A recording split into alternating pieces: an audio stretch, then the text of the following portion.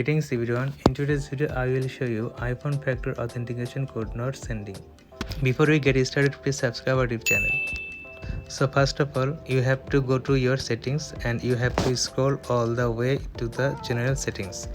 Once you have here, you have to scroll down to this transfer or reset iPad or iPhone. Simply click on it and click on your reset button on the top, and you have to reset the network settings. Simply click on it and you have to enter the password and your network will be reset. So it's the common issue that your network provider is weak or something like this. So you have to reset your network settings first of all.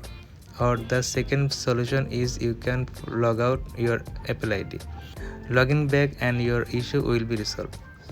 So I hope this video will help you out. This is how to fix iPhone two-factor authentication code. Thanks for watching this video.